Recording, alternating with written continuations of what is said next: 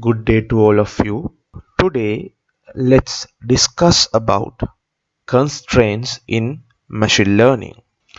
As most of us might have heard, machine learning is a very trendy and hot topic in current days. Machine learning can be identified as a specialized niche or specific pathway coming under the umbrella of artificial intelligence. Why did I say umbrella of artificial intelligence? The reason is there are multiple ways available for us to generate artificial intelligence. Among those strategies, mechanisms, machine learning is only a one specific but very strong and significant pathway. So, what is machine learning? In layman terms, we can identify it as a collection of computer programs or a specific computer program which can learn by itself or themselves when it is exposed to a significantly large data set. Let's try to understand this with a real world example. Assume that you have applied to obtain your driving license for a motor car, and you went on series of trial lessons before you go to face the driving exam. After you faced the exam, you passed from it and you got a license which will authorize you to drive motor cars. But keep in mind, from that license, you cannot drive aeroplanes or heavy vehicles such as buses, lorries, cranes, etc., or even maybe very light vehicles such as motorcycle, because that license is specifically for a motor car. But you are allowed to drive any motor car despite its brand. It could be Honda or Toyota or Nissan or Suzuki, it doesn't matter. Or it could be auto gear or manual gear or an electric vehicle, it doesn't matter. Right? It is a motor car, you are allowed to drive it. But if it is another type of a vehicle, we have constraints. So let's discuss about this further in detail later. Now, when we are discussing about machine learning, there are some prominent flavors available of machine learning. The most famous and prominently used approach is the supervised learning mechanism.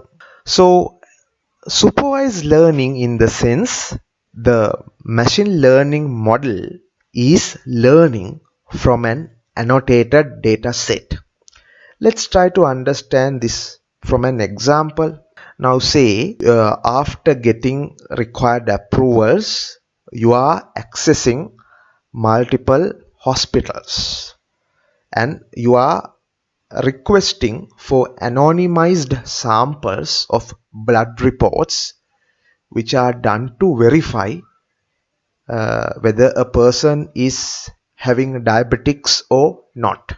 Once those blood reports are collected, the second step is to meet a medical specialist, get their opinion, ask them to go through these blood reports that you have collected, maybe a FBC report, full blood sugar report, and get their assistance to segment the reports repository which you collected as diabetics positive and diabetics negative. Further, you can ask from these medical consultants what are the important factors that they considered in determining whether a person is having diabetics or not? What are the compositions that they looked inside the FBS report? We refer those as features. Important and relevant feature recognition is extremely important in creating a proper data set.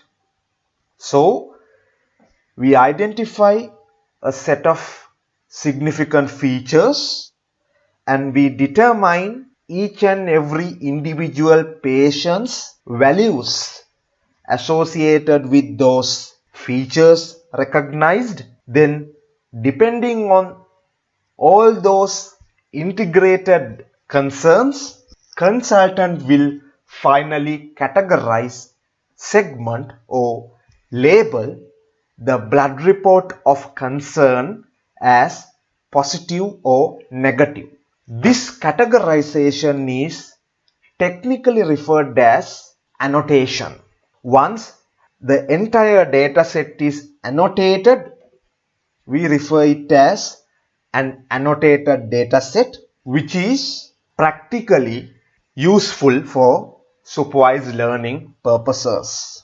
So, the constraints that we came across in supervised learning requirements is number one, we must have an annotated data set. So, before commencing your development or research activities, initially you could look into famous dataset repositories like Kaggle or UCL to verify is there a dataset readily available which satisfies your purpose. Unless, as I have mentioned, you need to go to the field level where you need to collect your data samples, number one, which is a constraint. Number two, you need specialized domain specialists assistance for the annotation purposes. So those are some critical constraints associated with supervised learning requirements. So let's move into the second flavor, unsupervised learning. The main difference in here is the dataset annotation or labeling of the dataset will not take place. As in the earlier version, you will have a very large dataset which you have been exposed into, and you need to group or cluster, that is the term we use under unsupervised learning. You need to cluster the elements in this large data set into multiple groups. Let's take an example. Assume you got access to a very large multinational organization's employee database. Let's assume in this database you got authorized access has 1 million employees in it. Now you need to group them or cluster them into multiple clusters depending on their income. So in order to fulfill that sort of a requirement, we utilize one of the famous algorithm coming under unsupervised learning segment known as K-means clustering. So here the letter K denotes how many clusters you need. You can randomly define a K number, but there are scientific mechanisms such as elbow method to determine the appropriate K value as per the arrangement or composition of your data set. So, if we compare again with supervised learning, the difference is here we are not labeling or annotating, we are just grouping. But In this situation also, we need to have a very large data set as in the supervised learning scenario. So, as I mentioned, K-means is one of the most popular algorithm coming under unsupervised learning strategy, as well as another very prominent, famous approach is the association rule mining. Hence, this is an introductory video. We are not going to discuss on those aspects.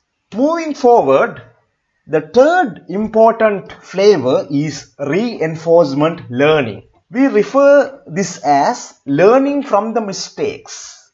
So, mostly the Markov chain, Markov learning processes are utilizing this reinforcement learning strategy. Let's try to understand this also with a real world example. Let's say you are adopting a small puppy, and when this puppy steals any of your food without your authorization, you can punish the puppy. And if the puppy is not stealing food in your absence, you can reward the puppy. Through that mechanism, with the interaction of the atmosphere or the environment, puppy will learn what is correct and what is incorrect. So, in a nutshell, reinforcement learning is a rewarding and punishing based learning mechanism associated with the atmospheric interactions, right? Okay, now we have looked into the most prominent three flavors where machine learning is being applied to solve real world problems. So let's get into our main topic of concern. What are the restrictions?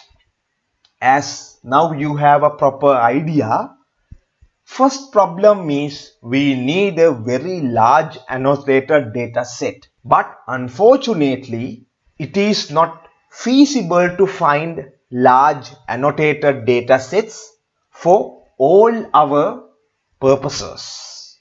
Assume for an example, you are doing a research about soil water level and you want to develop a machine learning model to predict about the soil water level, whether it is healthy or not. But finding an appropriate, significantly large data set to address your concern might be very challenging.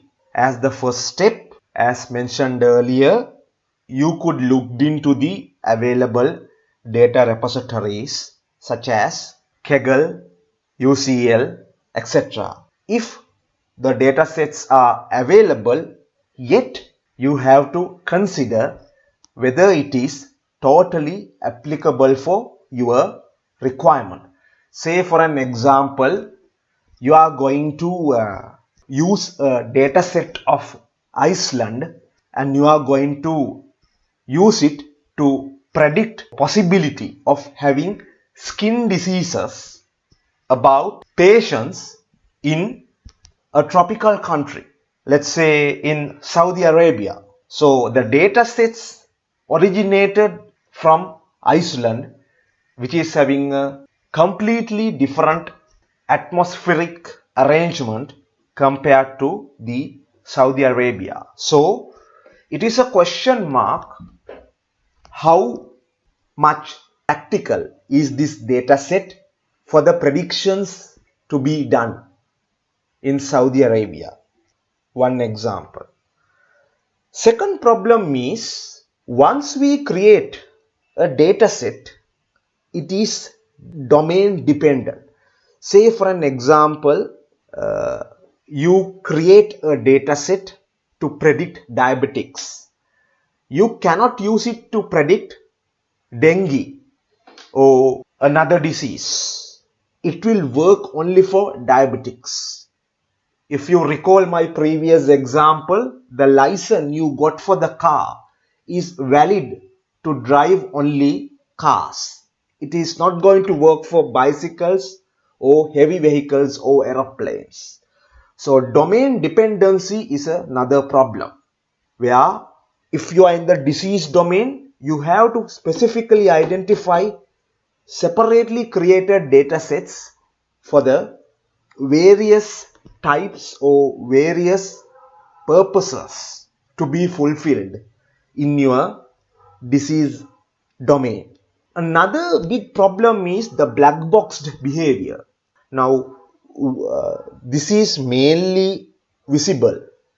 The lot of criticism is associated with neural networks in this context of the black boxed behavior, especially assume you are applying a machine learning model for a healthcare domain.